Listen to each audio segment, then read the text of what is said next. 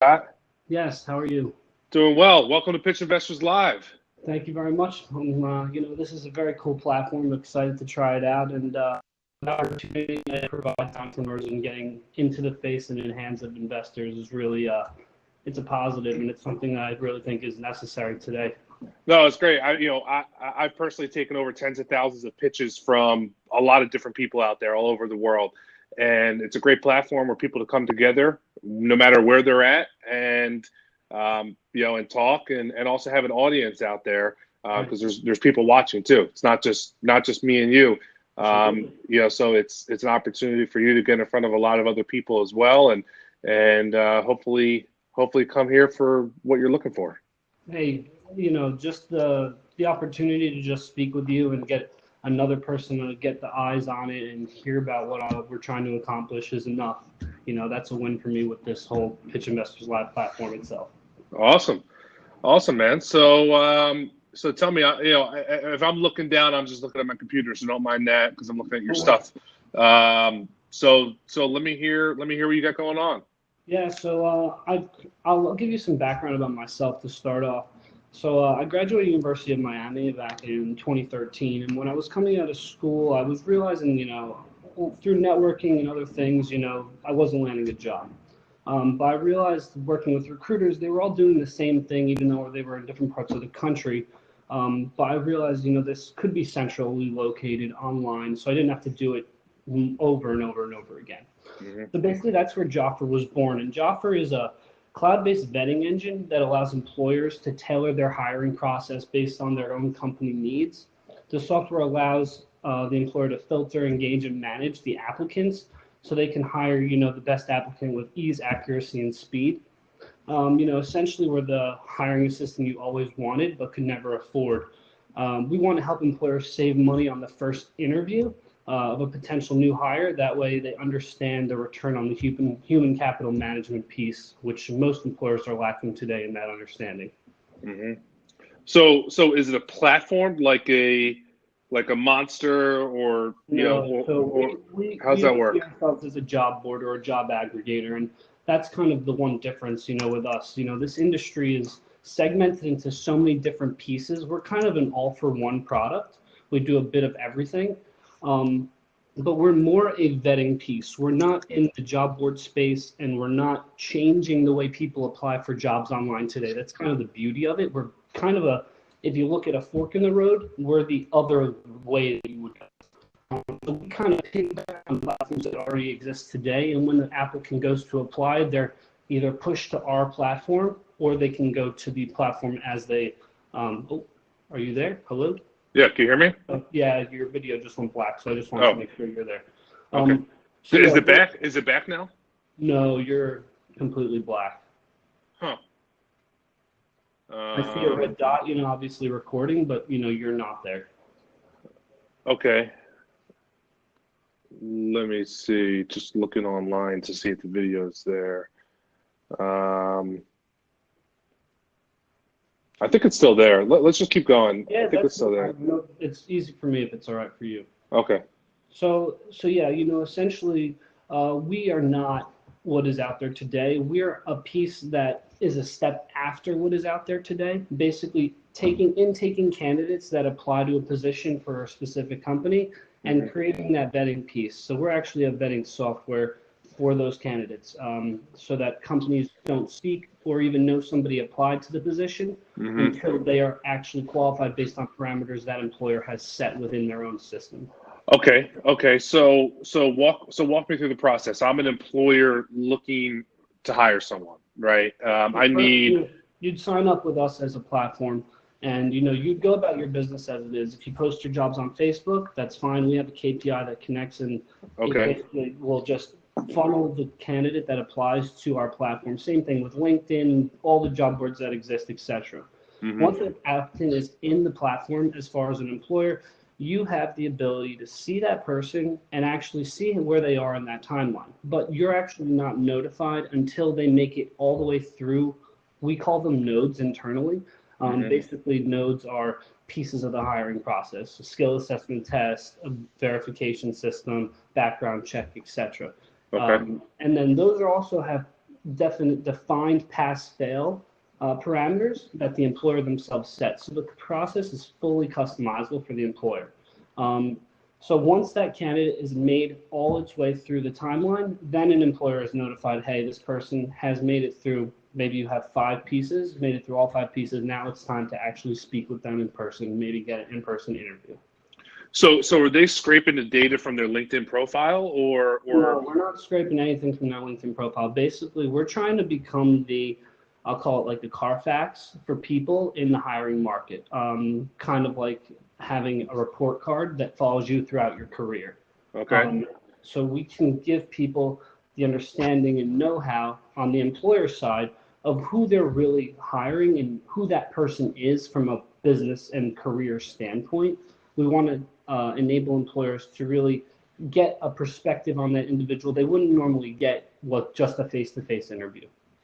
Okay, so then the employer or the employee or the prospective employee, so the concept is they would then create kind of like a profile about them, or?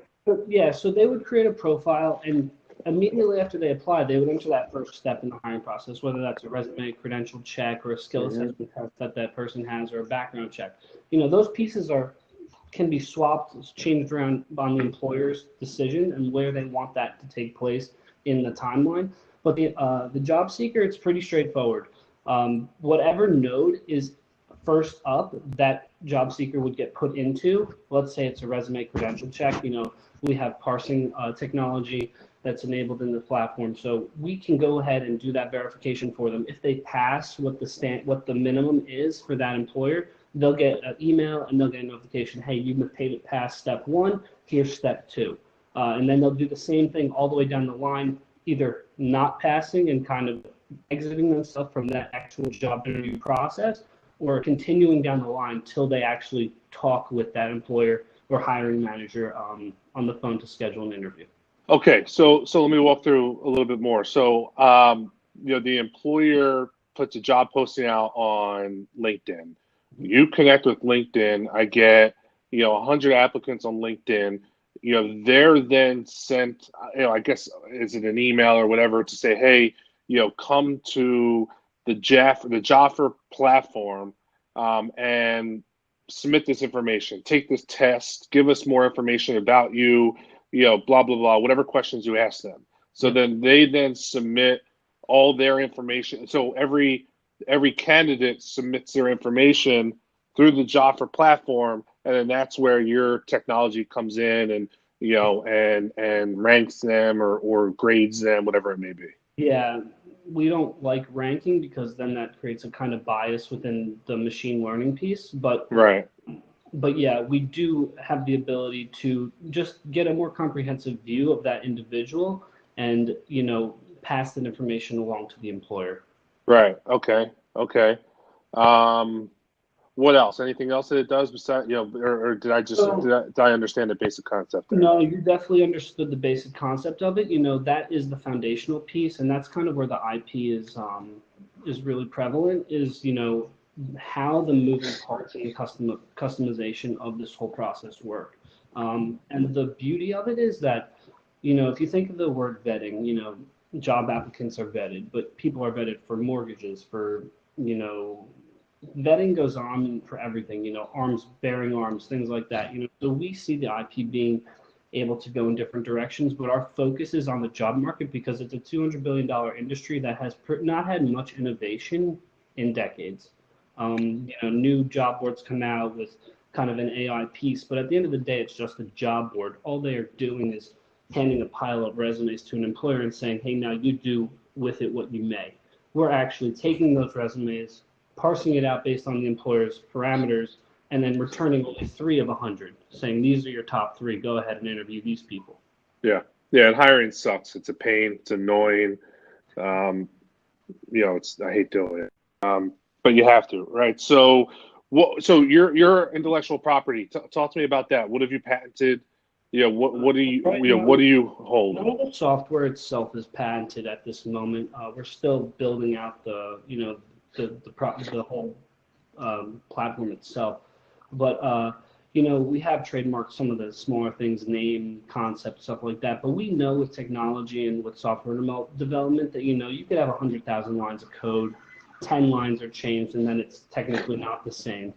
So we are just, we're perfecting the IP, which is basically the movability of the node itself into anywhere within the timeline, and that piece will be patented down the line.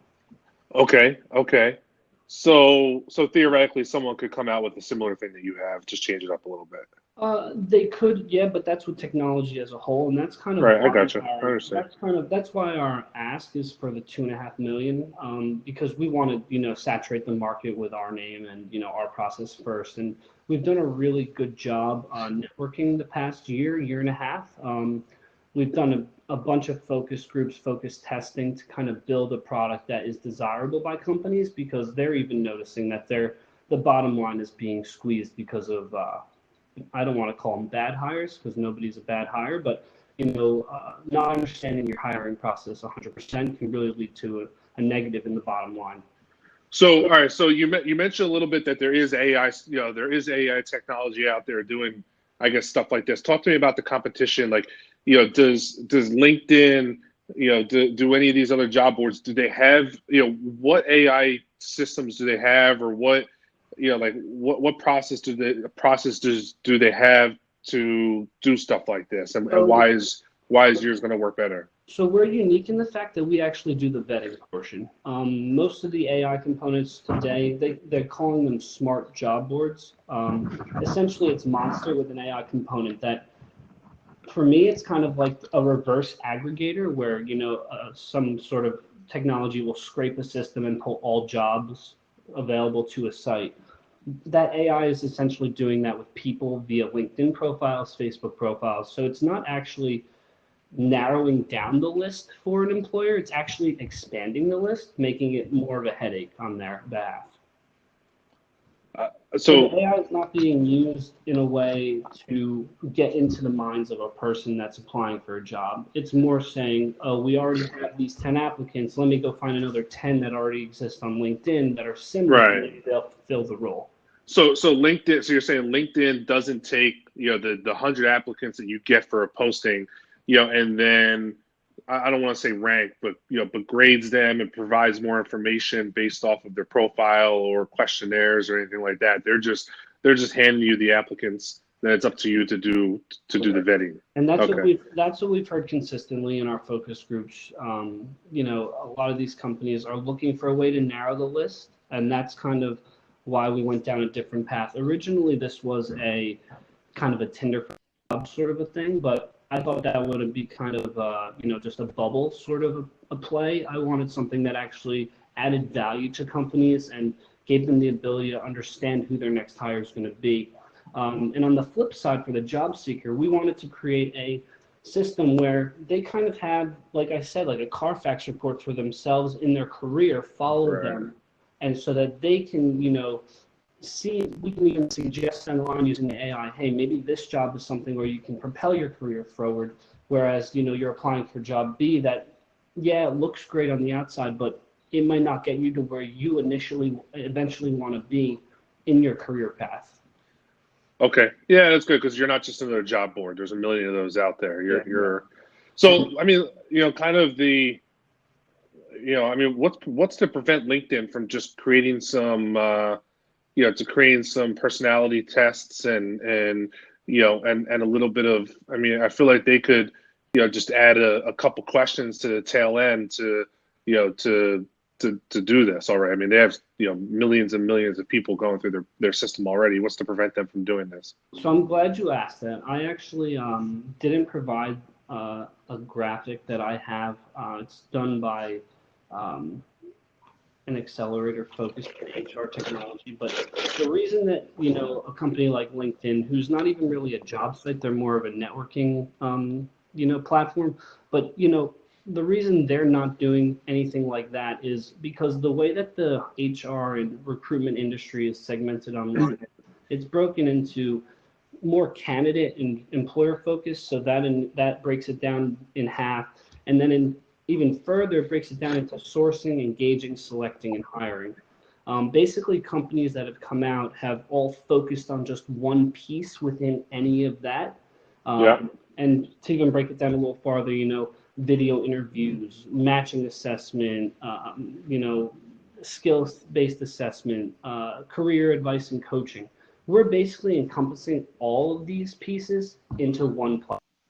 So that way, an employer is not needing 5 to 7 technologies to do what we do under one roof. Gotcha. Okay. Understand. Talk to me about how you hit the market. What's the strategy to get people to use it? Is it a combination of just general, consumer marketing, or do you go to, biz dev plan to go to some of the big companies out there? So we've been, for the past year and a half, we've been going to networking events. I had a business development individual working with us in that time, who really helped spread the word.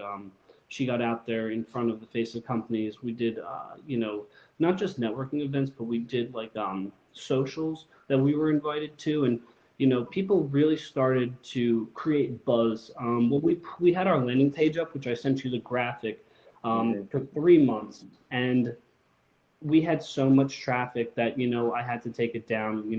The affordability and what we want to do with the platform, the money had to go towards development and not towards just seeing who was interested in the product. We had over 15,000 unique hits, basically a week, and that was with no marketing at all. Besides for me putting out on my Facebook page and my Twitter, which I don't have many followers about. But the buzz we created was pretty real, and the amount of time spent on that landing page was about 4 times the average for a first visit to a site. We were almost at 1.5 minutes of view for that landing page per person. Okay. Was there any call to action on the landing page, or just info? We had about 4,500 pre-signups out of those 15,000 people. And these are employers No, or these employees? So we were Job doing both seekers. halves of it. We were spreading awareness on the job seeker half via just regular social media kind of marketing that I was doing, nothing paid for, nothing done beyond, like I said, like a share from my page on my Twitter. And other than that, on this flip side, we were all of us, the team of 6 that we have internally know that we're all going to have to be salespeople from day one. This isn't going to work. So after we broke, I can give you kind of a show, kind of our work environment here, but after we broke, after the first month of meeting, we all went out and kind of were doing these networking events and pitching to actual employers. I live in North New Jersey. So there's a lot of business headquartered around here, and I did a few cold calls with BMW North America, which is a mile away, and they scheduled meetings to actually see about this, because like I said, companies are realizing that the bottom line is it's hindered by a lack of good practice in hiring. Okay. Do you think about the money spent? If you have 4 people interview somebody, that's 4 times whatever their salaries are divided by that hour, times 4. So it adds up pretty quickly if you're interviewing 10 to 12 people. Okay. Walk me through the timeline of the business. So right now, the platform's not built. When's it going to be built? When do you launch? When do you reach critical scale? Walk me through and the things in between. Yeah, sure. So platform has been in development now for a couple months. We figure we have until mid-January-ish, but we're kind of hitting a luck point right now because hiring is taking a dip with the end of the year, holidays and all that. So, it'll re-pick back up in January, February. So we think we're kind of hitting the right time to go out and actually look for investment. To date, this is self-funded, friends and family and myself, a little over $350,000 to do all the. Primarily in development right now? Oh, no. So we didn't start development until we did focus testing and actually worked with companies that would actually use the product. We wanted to build something that was actually desirable and would add value, like I said, to those companies, as opposed to just creating something that is like what already exists. So, a lot of that money was spent on, getting in the face of hiring managers, getting in the face of employers, and our threshold is about, we see ourselves really helping companies initially with 1,000 employees or more, because they're hiring more frequently and they're hiring more people in a year. So that's more heads that go through the job application process. So you spent 350K on getting in front of them. Focus testing, development to date, and then just getting things to people, business development, networking stuff. Okay. Walk me through your revenue model. How do you make money? Yeah, so it's a SaaS model. There's 3 tiers, and we offer an a la carte or free version to smaller companies, but to scale, we need companies to pay for the product. So $2,400 is about $200 a month for the lowest tier, which will basically give you the basics of the site. Some restrictions on how many people can actually go through a process. Then the second tier is about $6,000 a month, $500, $6,000 for the year, $500 for the month, and that gives you full range of the site. And then we have our enterprise level, which, just like any other software, would be called customized pricing based on how many people you hire a year, how many, different factors that we've. What if you're looking for one employee? Is there like a per job? Yep, that's exactly what I was saying. Either free or a la carte. We haven't fully made a decision on that yet, just because we're looking to get paying, companies on board. Okay. So walk me through the ask. What do you need? What's the use of proceeds? So basically, it's a seed. We're looking for a seed round to really start operations. It's 6 of us, like I said. Right now, we don't want to really scale more than a team of about 9, 10 would be the max. But right now, we have more development guys on the team. I really need some customer support sort of a piece. So we're looking for about $2.5 million for about 15% of the company. Just knowing what we've done to date, who we talk to, and where we have to go from here. Not just development-wise, but also ancillary ad-wise, meaning we have other ad features and prospective ads to the platform to create additional revenue streams. Those development pieces are not, at the forefront, being because we need the platform to enable them and make them available to the users. So, a lot of that money it's all for development, R&D piece. Just mostly, like I said, operational. It's nothing, and we really don't see. Obviously, marketing is important, but we've found kind of a niche in going to private equity or VC companies, because they have companies within their reach, and by partnering with some of those, we feel that we can get into the hands of some companies that would take this on in a heartbeat. Do you have a business plan and projections? Yeah, I have projections, business plan, yes. All right, I'd love to see that. Okay. So I'm wrestling around in my mind real quick of, or let me ask you, the 350K you got, was that hard money, or was that more like deferred salaries and things like that? No, that was friends and family and myself. So that was hard money? I guess if that's what you're calling hard money, sure. So cash, that was cash. You had 350. Okay. I don't understand how you get 350 in cash and don't even. Can you hear me? And don't even use it to build the platform, and you spent it on on business development. It doesn't even make sense. So I will tell you. So I'm rolling with the punches and building this platform. I finally got students, the right guys, about a year ago. But there was some money that was burned. Unfortunately, some development companies that I had partnered with initially did not develop anything, but took the check. So how much? What? About 50,000. Okay. And that happened twice. Okay. Unfortunately, went down the road. You think people are up front with you and honest, and they kind of go a different direction. Okay. I also think I personally think your valuation is a little out of whack. You're a startup, man. You don't even have a platform built. You have a good idea. You've mapped it out. $2.5 million at 15%.